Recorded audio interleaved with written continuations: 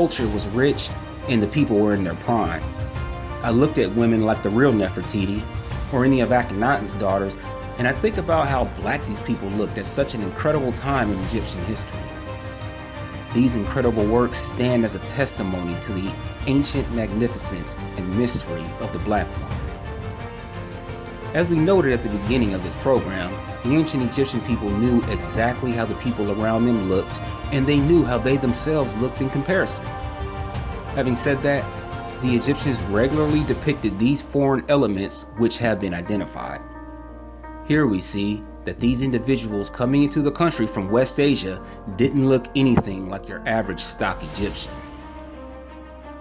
The Eurocritics love to wax eloquently on Nubian punishments, but we never hear a peep about the mountain of depictions of obvious Caucasians being tied up, tortured, or just looking plain embarrassed.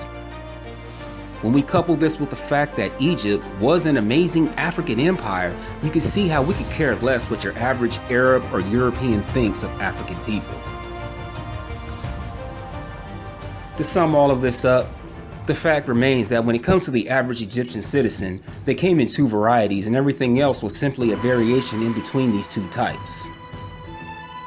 Since no population replacement happened in ancient times, and places like Heracleopolis have undisturbed archaeological layers demonstrating this, it makes sense that most of the people there would have been native Africans.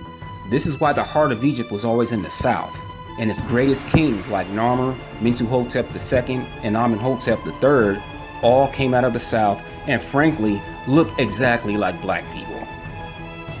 This was your ruling class of the world's greatest civilization. If anyone that was not black was in that ruling class, it's because the native elite knew these people and let them in. This amazing civilization was the culmination of thousands of years of African history, not the beginning of it.